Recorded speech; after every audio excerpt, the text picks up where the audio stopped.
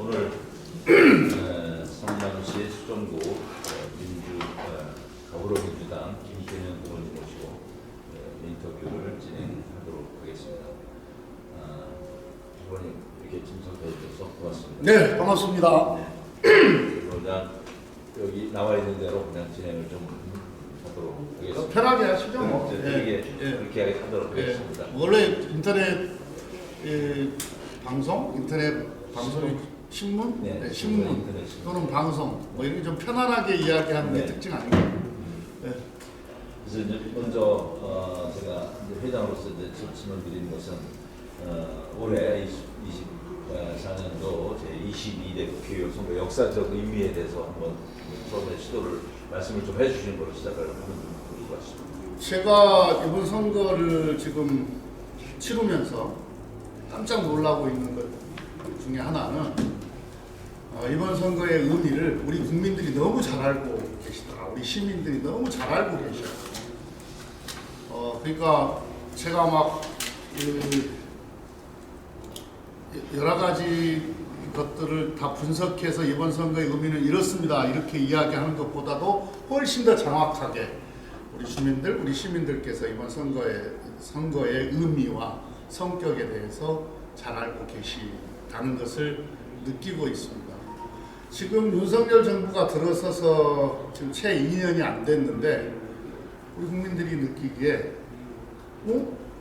대한민국 왜 이렇게 됐지? 이런 거예요. 전 세계적인 코로나 위기 때도 네. 전 세계가 대한민국을 바라보면서 부러워하고 아주 경이롭다. 어떻게 저 위기를 저렇게 지혜롭게 잘 극복하느냐. 정부는 능력을 발휘하고 국민들은 지혜를 모아주고. 그래서 우리가 35,000불 선진국 시대에 코로나 때 진입을 한 거 아닙니까? 그리고 민주주의 지수도 전 세계가 부러워할 정도로 아주 높은 수준의 민주주의 사회를 만들었죠. 네. 근데 2년도 안 돼서 우리 국민들이 느끼기에 요즘 흔히 하는 말로 눈 떠보니 후진국 뭐 이런 이야기가 있어요. 일단 제가 여기서 가장 많이 듣는 이야기 중에 하나가 장 보러 가기 겁난다예요. 살 게 없다는 거예요. 살 게 없다. 물가가 올라서 특히 신선식품, 생필품. 그도 그럴 것이 이제 물가도 올랐죠. 또 금리도 올랐죠. 그런데 수입, 소득은 그걸 따라가지 못해요. 그러니까 당연히 실질 소득이 줄었잖아요. 실질 소득이 줄었으니까 쓸 돈이 없지 않습니까? 그리고 우리 서민들, 시민들 살림이 너무 힘든 겁니다. 그리고 대기업은 또 좀 괜찮냐? 대기업, 중견기업, 중소기업. 제가 이제 주로 당에서 경제 부문을 맡아가지고 오랫동안 일을 해왔기 때문에 지금 뭐 상임위도 그렇고 또 원내대표 그만두고 나서 민생경제대책위원회 위원장을 아주 오랫동안 맡아서 대한민국 이 민생경제 부분을 쭉 다뤄왔었기 때문에 많은 분야에 있어서 관계자들을 만나지 않습니다. 70번이 넘는 현장 방문 또는 간담회, 토론회 이런 걸 했어요.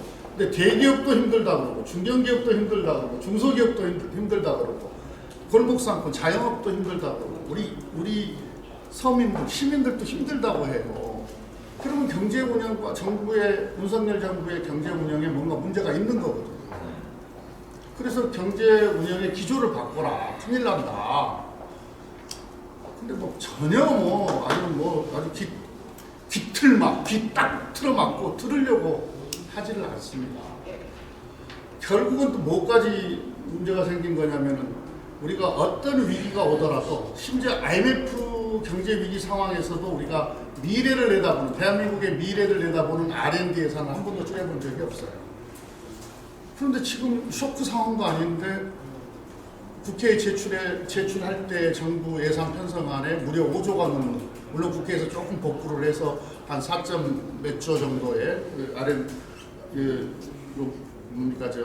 조금 복구가 되긴 했습니다만 결과적으로 전년도 대비 R&D 예산이 4.5조 정도 줄었습니다. 이건 없었던 일이에요.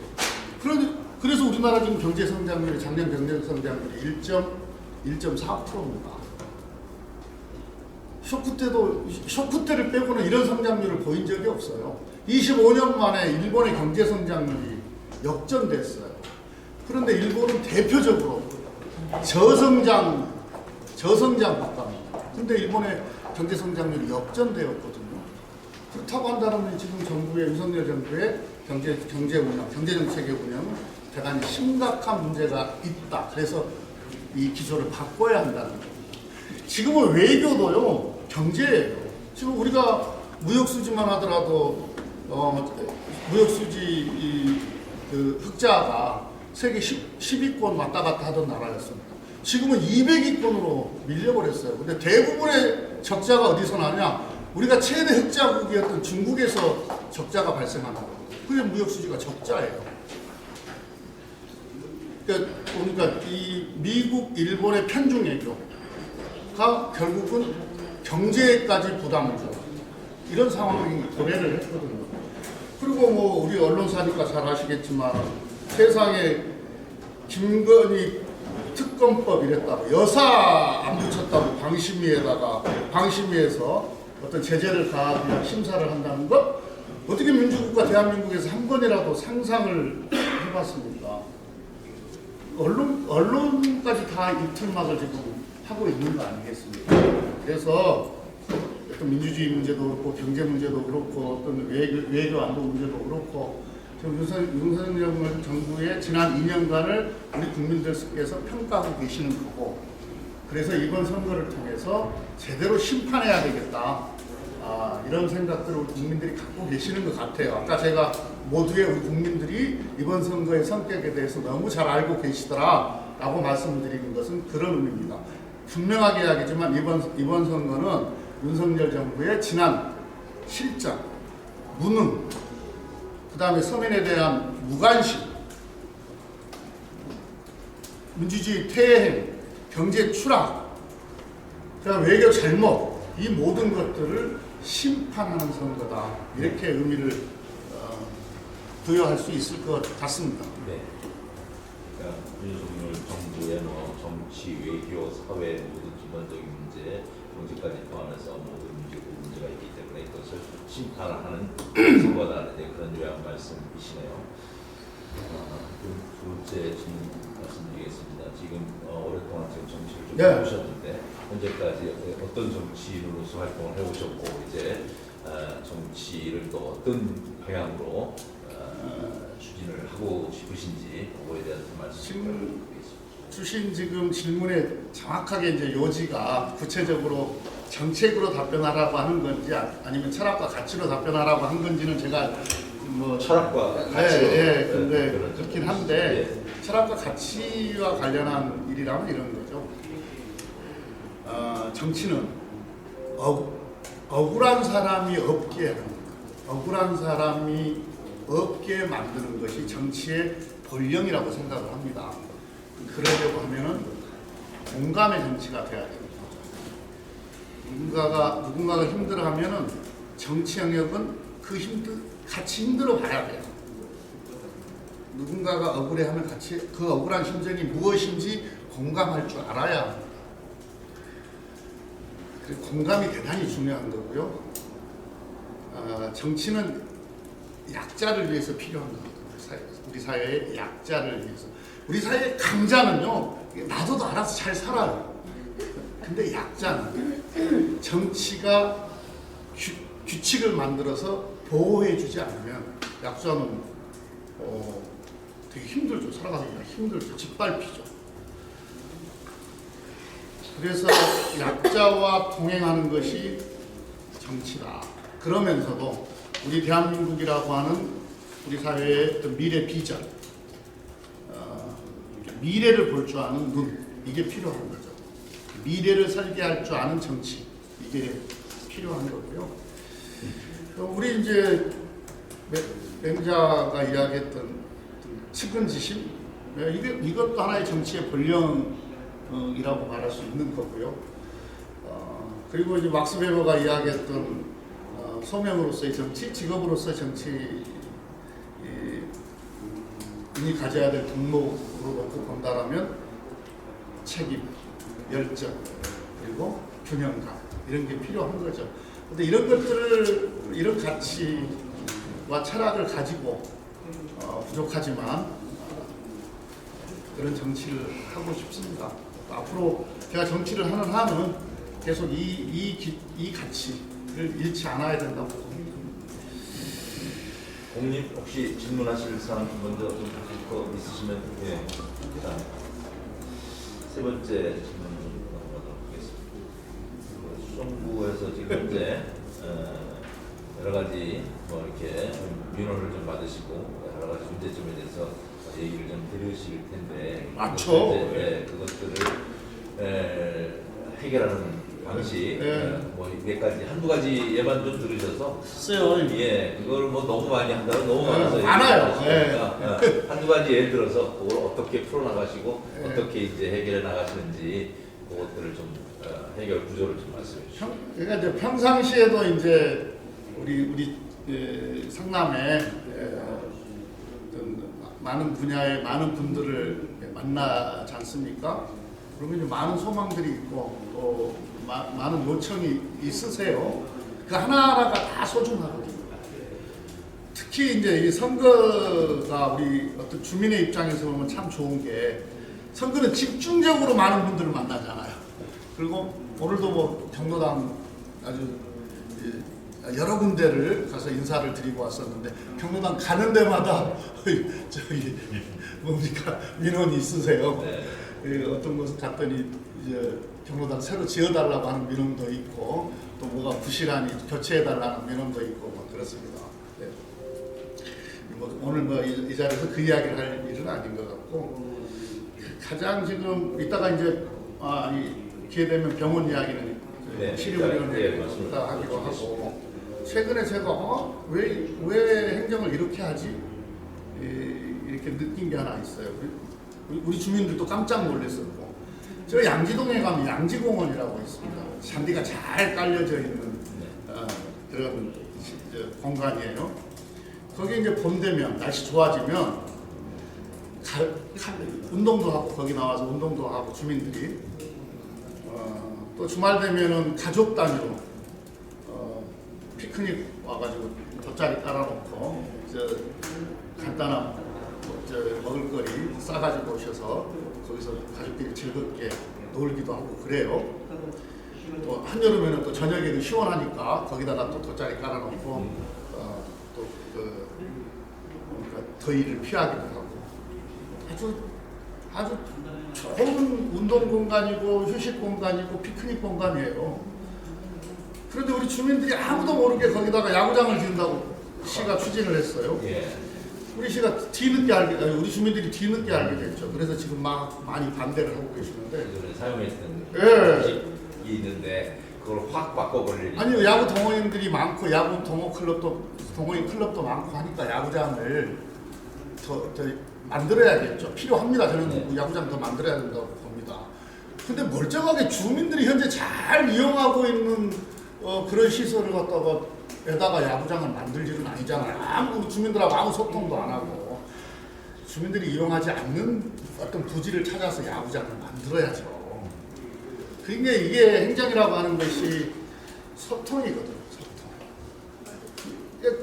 깊게 고민해보지 소통하지 않았기 때문에 깊게 고민 안 해본 거예요. 그냥 야구장 지어달라고 하는 뭐 요청이 있었겠죠. 어디가 있지? 여기 뭐 비어 있네. 너무 간단하게 판단을 한 겁니다. 행정에 있어서의 제일 중요한 것은 소통이에요. 소통. 이건 대표적으로 주민과 소통하지 않는 헛발질입니다. 앞에 공개라는 게 있고 그다음에 소통이라는 그런 단계를 거쳐야 되겠죠. 근데 시의회에서도 뭐 초기 단계에서부터 예산 단계에서부터 문제 제기가 있었던 모양인데 그래서 이제 뭐 이게 또 다수당 소수당이 있어가지고 다수당은 또 일방적으로 집행부 편만 드니까 그게 합리성을 결여한 채 의사결정을 한 것 같아요. 그러니까 소통 부족이 합리성 결여로 나타난 거죠. 그래서 이건 지금 다시 다시 결정을 해야 된다. 그 계획은 취소하고 다시 결정해야 된다라는 생각을 하고 있습니다. 공개를 하고 소통을 하고 네. 그다음에 새로운 의사결정을 예, 야구장을 지을 때 거기다가 지으면 안 된다니까요. 거기에 맞춰 거기는 소중한 우리 주민들의 휴식 공간이라고 무조건. 현재 이용하고 있는. 예. 근데 야구장 지어버리면 우리 주민들이 이용 못 하는데요. 이제 공약 중에 3대 공약 중에 이제 서울공항 그 이전이라는 게 있습니다. 그러니까 과거 한 50년 이상 의원님이라든지 시장님이라든지 그냥 계속 어떤 공약으로서 아닙니다. 써왔던 것 같은데요. 아닙니다. 아닙니까? 예. 근데 이제 후보님께서는 여기에 아주 그 단어가 빠져버렸네. 이전을 하려고 하는 추진하겠다라고 하는 거죠. 확실하게 추진하시겠다는 그런 뜻의 말씀을 좀 하셨는데 그게 과정이 실질적으로 어떤 과정이 확실한 것이며 어떤 과정 절차를 통해 가지고 진행할 것인지 배경부터 말씀을 드려야 되는데요. 역대 선거 나가는 사람들이 공약을 걸었다 이렇게 질문을 주셨는데 글쎄 그렇게 거셨던 분이 지난 지방선거 때는 있었어요. 도지사도 했고 그 다음에 또 폐했지만 성남시장 공약에도 있었는데 저는 지금까지 선거 치르면서 서울공항 이전을 공약으로 걸어본 적이 없습니다. 이번에 처음 거는 거예요. 근데 때가 됐다 이렇게 판단하기 때문입니다. 그리고 이 서울공항 이전을 통해서 국가의 이익과 어떤 우리 지역의 이익을 함께 도모할 수 있겠다라는 판단 때문에 그렇습니다. 한 겁니다. 자, 저 서울공항 이전을 제가 공약으로 못 걸었던 이유 중에 하나는 그러면서도 이번에 새로 걸게 되는 이유는 이런 겁니다. 저희가 평상시에는 잘 아시다시피 대통령 전용기가 사용하는 역할 하나와 그 다음에 군 수송기가 사용을 합니다. 평상시에는 전투기가 뜨고 내리지는 않아요. 그래서 큰 소음 피해가 없잖아요. 근데 저희가 유사시에는 이른바 전략기지거든요. 그러니까 그 말은 유사시에는 전투기가 뜨고 내린다는 그런 의미입니다. 저기 휴전선에서 과거 기준으로 휴전선에서 가장 가까운 북한의 장사정포 사정거리에 벗어나 있는 그런 군공항, 군 비행장이에요. 여기가 과거의 개념으로. 근데 지금 개념이 바뀌어버렸습니다. 북한의 장사정포 사거리가 과거하고 달라져 버렸어요. 옛날에 한 40여 킬로 정도 되던 게 지금은 60킬로, 70킬로, 100킬로 이렇게 돼가지고 여기도 장사정포 사정거리 안에 들어와 버렸습니다. 그러니까 과거에 그 이유 때문에 전략기지 역할을 했다라고 한다면 그건 소멸된 거고 없어진 거고 또 하나는 롯데타워입니다. 555m짜리 굴뚝이 하나 서 있는 거예요. 이건 조종사들한테는 공포거든. 유사시에 내가 귀한 기지여야 한다고 한다면 이건 공포예요. 편대 운영도 상당히 어려울 거라고 저는 판단을 합니다. 그래서 과거의 전략기지로서의 기능 이건 이제 상실됐다 이렇게 판단을 합니다. 그렇다고 한다면 우리가 이제 제가 그런 이유가 하나가 있는 거고요. 하나는 또 하나는 이제 이런 겁니다. 그러니까 안보적인 측면에서 별 문제 안 된다 이게 하나가 있는 거죠. 과거에는 안보적인 이유 때문에 제가 한 번도 공약을 걸어본 적이 없었는데 이제 하나는 판교 테크노밸리 이야기를 안 할 수가 없어요. 잘 아시다시피 이제 우리 판교 전체로 하면 한 300만 평 될 텐데 우리 산업단지로만 놓고 보면은 1밸리가 한 20만 평 정도, 그 다음에 지금 조성하고 있는 2밸리가 한 13만 평 정도 됩니다. 그리고 3밸리가 거기는 이제 주로 주거 단지가 주로 많고 한 2~3만 평 정도가 이제 산업단지 역할을 하게 될 건데, 그러니까 지금 이밸리 한 중간쯤 와 있어요. 일부 입주해서 경제 활동을 합니다. 기업 운영을 합니다. 1, 2밸리 합쳐서 지금 매출액이 168조입니다. 168조. 이게 어느 정도의 규모냐? 이 168조인데 우리가 미래 신산업, 첨단 산업, 핵심 산업, 이게 우리 대한민국의 미래 먹거리, IT, BT, CT, NT, 그리고 로봇, 그리고 시스템 반도체, 팹리스 없는 게 없어요. 그러니까 혁신 경제에 어떻게 보면은 심장의 역할을 지금 하고 있다. 이게 어느 정도의 규모냐면요. 울산에 가면은 우리가 이제 고도성장기에 만들어놨던 울산 미포 산업단지라는 데가 있습니다. 여기 총 부지가 산업단지로 총 부지가 한 1,330만 평 정도 돼요. 거기는 자동차, 화학, 조선 다 있잖아요. 중후장대 산업이 다 있잖아요. 여기 총 매출이 한 150조 정도 됩니다. 150조 남짓. 근데 여기 한 3만 평 정도 되는 여기서 168조를 하는 겁니다. 엄청나게 생산성이 높은 매우 성공한 산업단지입니다. 이건 앞으로 대한민국이 먹고 살기 위해서라도 대폭 확장되어야 합니다. 근데 저는 그런데 효과적인 측면은 충분히 지난번 제가 조금만 더 할게요. 그런데 예를 들었습니다. 부지가 별로 없어요. 부지가. 그래서 이제 이 서울공항 네. 안보적 기능이 많이 상실된 이 서울공항을 활용하게 된다면 그런 어떤 산업 경제적인 측면, 그 다음에 이제 또 지금 알려진 바로는 안팎 다 해서 개발 가능한 부지 평수가 130만 평 정도 된다고 하니까 이 안보 사항에서 정확하게 평수는 공개가 되어 있지 않습니다만 알려진 바로 추정해서 말씀드리는 겁니다. 그러니까 이제 산업 기능, 그 다음에 또 일부는 주거 기능, 또 일부는 또 여러 가지 휴식 기능까지 다 이렇게 복합적으로 개발할 수 있다고 보고요. 제 이제 포부는 그런 거죠. 세계적인 한국형 실리콘밸리를 만들 수 있을 것이다. 그러면은 이제 미국의 실리콘밸리가 성공한 게 인력이 있고, 그 다음에 자본이 있고, 기술이 있기 때문에 그런 건데요. 우리 테크노밸리도 주변에 워낙 많은 대학들이 있잖아요, 수도권에.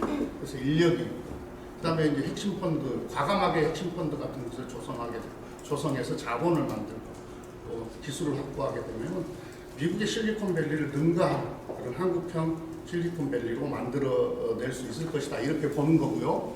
어떻게 할 것이냐. 당연히 지금은 이제 아무도 이걸 착수를 안 했잖아요. 그렇죠. 예. 일단 착수를 해야 됩니다.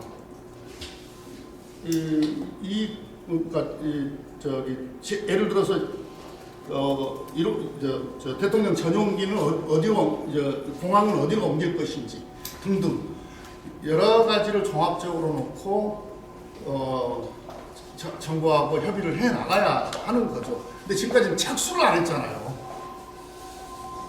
일단 첫 발은 떼야죠. 첫 발은.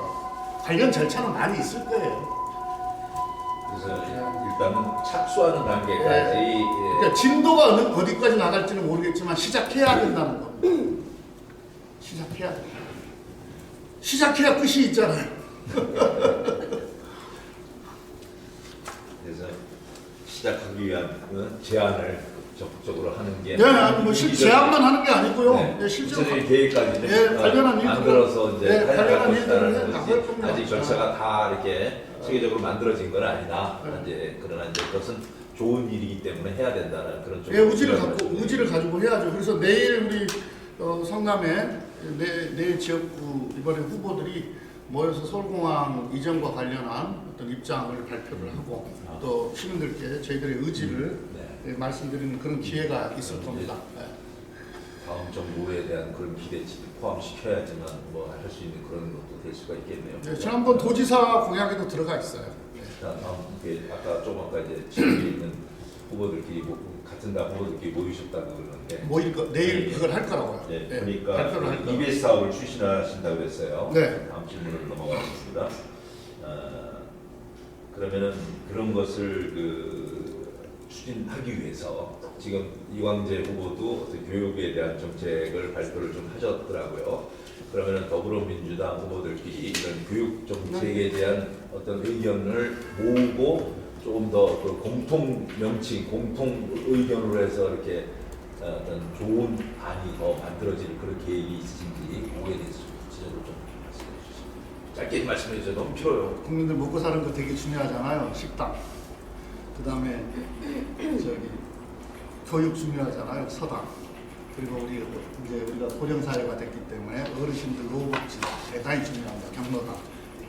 어떤 당보다 이게 더 소중한 거죠. 근데 이제 교육 문제는 제 주요 관심사였고, 그래서 제가 재선을 할 때는 4년간 교육 관련한 상임위에서 일을 하고 간사도 하고 이제 그랬었죠. 그때 제가 재선 출마하면서 내걸었던 공약 중에 하나가 혁신 교육지구를 만들겠다 이런 거였었어요. 그게 이제 뒤에 시에서 이제 심의 과정에서 성남형 교육지원 사업으로 이름이 이제 바뀌면서 실행이 되게 됐는데, 핵심은 이런 겁니다. 아주 간단하게 이야기하면 우리 아이들은 학교 가는 게 즐겁고, 우리 학부모들은 애들 학교 보내는 게 안심하고 학교 보낼 수 있고, 우리 선생님들은 교육자로서 무한한 자존감, 자부심을 가지고 우리 아이들과 함께 우리 아이들을 교육을 할 수 있고, 이런 학교를 만들어야 된다라고 하는 게 저의 이제 목표이기도 하고, 그렇죠. 그런데 이제 우리가 수도권과 비수도권의 교육 격차도 있는데요, 한 도시 안에 교육 격차도 있는 거거든요. 네. 예, 그래서 그때 이제 성남형 교육지원 사업을 주창을 해서 이름이 바뀌었어요. 저는 처음 혁신교육지원 사업이었는데, 그래서 그 사업이 잘 진행이 되어 왔고, 학교 구성원들, 교육 구성원들의 만족도가 대단히 높았지 않습니까? 학부모도 그렇고 학생들도 그렇고 선생님도 그렇고. 근데 지금 새로 이제 지방자치단체 새로운 시장에 들어서서 뭐 교육지원단도 뭐 해체하고 예산도 줄이고 해서 상당히 표류하고 있는 것 같아서 대단히 안타까워요. 이거 다시 정상으로 돌려야 된다고 생각을 하고, 혹시 프로그램이 부족하면 또 업그레이드해서 다시 부활해야 된다, 살려야 된다 이렇게 생각을 하고요. 지금 질문 주신 건 이제 이런 겁니다. 우리 성남에 좋은 그 플랫폼이 하나가 있더라고. 배움숲이라고. 네. 배움숲이라고. 이 배움숲이 이제 쉽게 보면은 평생교육과 관련한, 우리 시민들의 평생교육과 관련해서 교육 욕구가 있는 분들을 도와주는 그런 이제 플랫폼이에요. 여기에다가 우리 아이들이 사교육비 안 들이고, 우리 EBS가 그렇게 하고 있지 않습니까? 심화학습, 학습 능력을 증진시킬 수 있는 여러 프로그램들을 장착하면 되는 거거든요. 이걸 더 고도화해서 우리 중고등학생들한테 필요한 학습 프로그램, 아주 좋은 강사의 인터넷 강의, 이런 것들을 갖다가 탑재하되, 우리 시가 조금만 지출을 하면 충분히 무료로 이용할 수 있는 그런 플랫폼으로 만들 수 있겠다. 라는 데 착안한 겁니다. 다른 지자체에서 하고 있습니다. 이게 처음 제안된 게 아니고, 그래서 다른 지자체하고 조인트해서 할 수도 있어요. 하고 있는데요. 그 지자체에 하고 있는데 학생들 만족도가 높아요. 학부모 만족도가 높고.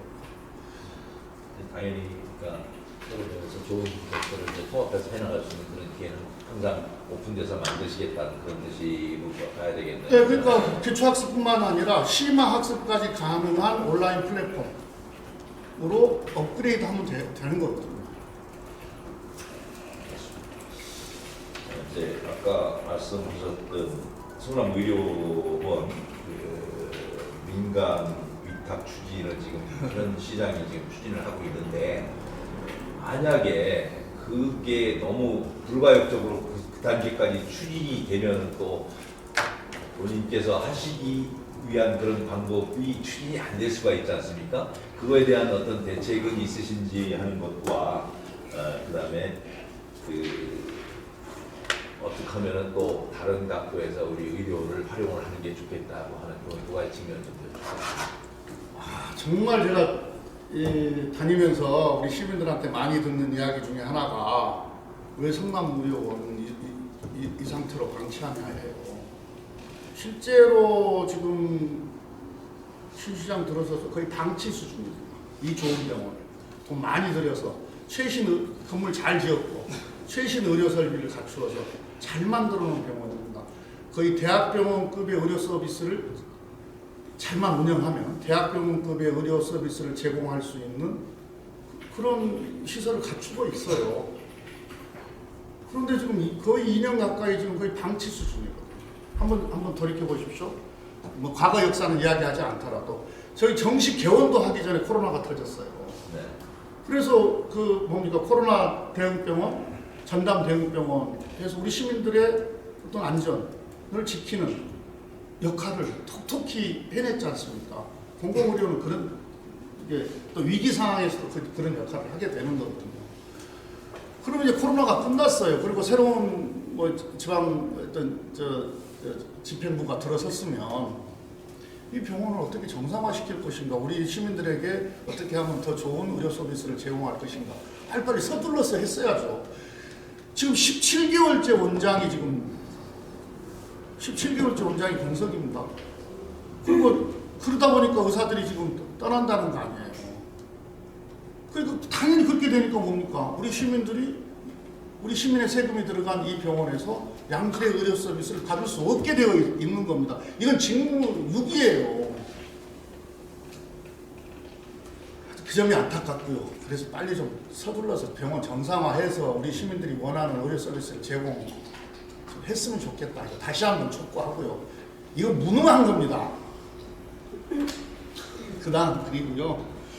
그러니까 여러 가지로 이제 전문가들 많으니까 이 병원을 정상화하기 위해서 여러 가지 고민들을 해야 될 거 아닙니까?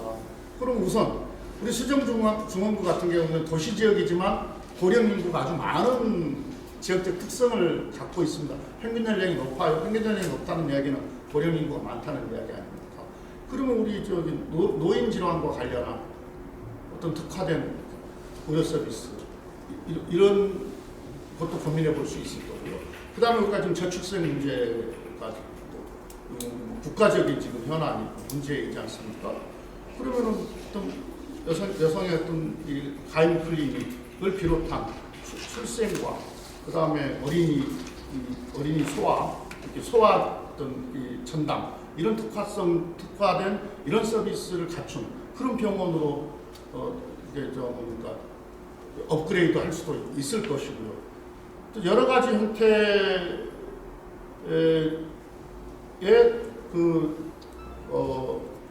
특화된 의료 서비스를 제공하는 그런 병원으로 저는 얼마든지 운영할 수 있다고 보거든요. 근데 그런 고민을 안 하고 오로지 위탁만 부르짖으면서 실제로 위탁도 못 시키면서 지금 거의 2년이 흘렀어요. 아까도 말씀드렸듯이 그 기간 동안에 저 좋은 시설에서 우리 시민들은 제대로 된 의료 서비스를 받을 수가 없는 거죠. 실제로 제 어머니가 여기 병원에 입원을 해봤었어요. 그런데 보니까 다리 때문에 입원을 하셨는데 안과 질환도 있어, 안과 서비스를 받아야 되는 없어요.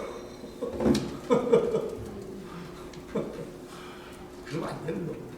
그리고 그래놓고 엉뚱하게 무슨 뭐가 그렇게 급하다고, 뭐가 그렇게 필요하다고, 정신병 범죄자, 정신질환 앓는 그 범죄자 수용시설을 하겠다고. 아니, 병원 정상화부터 해야지 무슨 그게 뭐가 그렇게 우리 시민들한테 필요하고, 그게 뭐가 그렇게 급해요.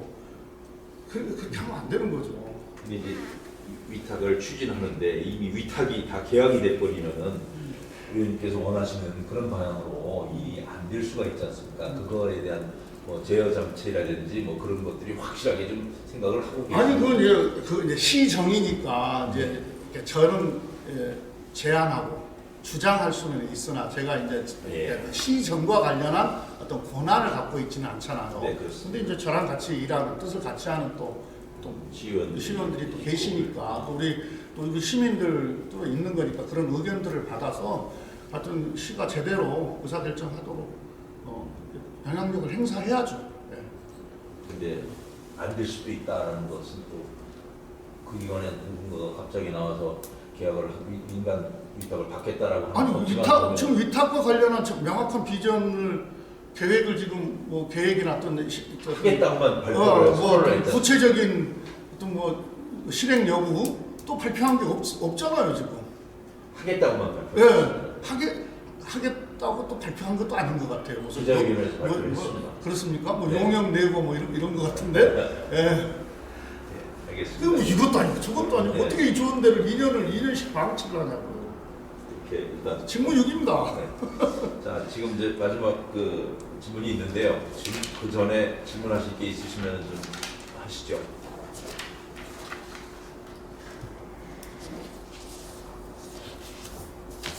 어머님, 뭐 말씀하실 거 있으시면.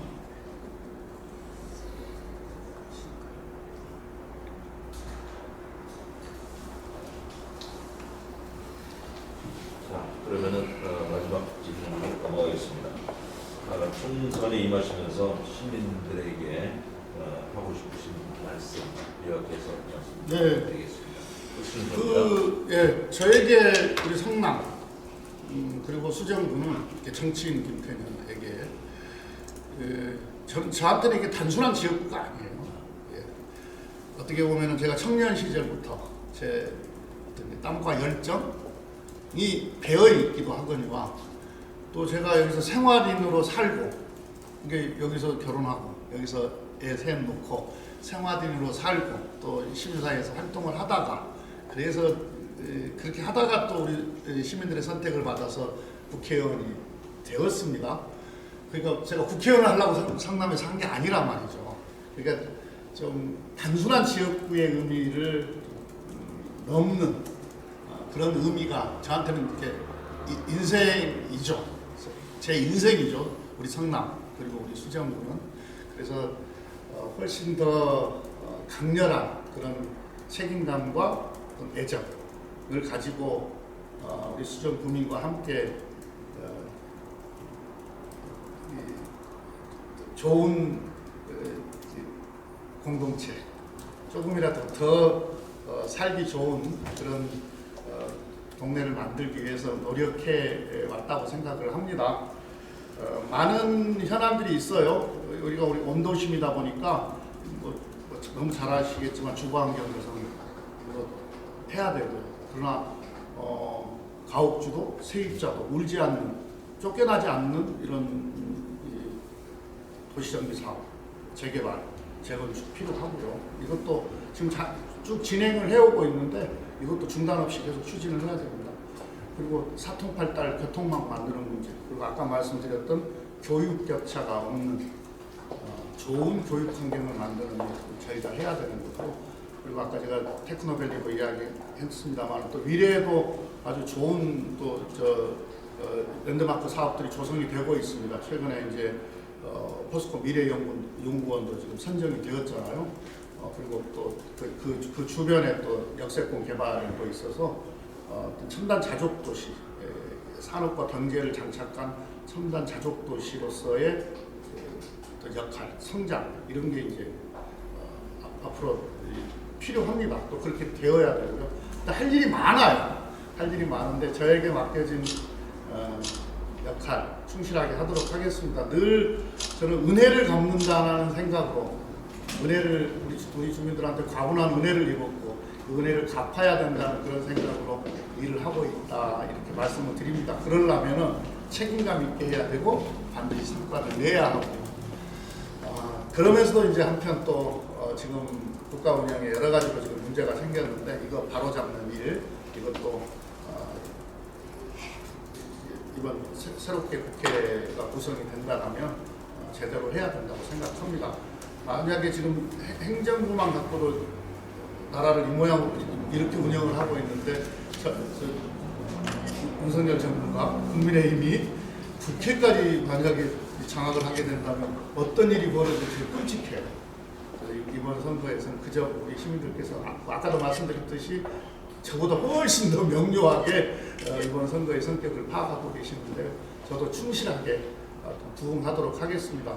심판의 도구로 저 김태년을 선택해 주시면 감사하겠습니다. 그리고 시민의 대리 일꾼으로 선택해 주시면 감사하겠습니다. 고맙습니다.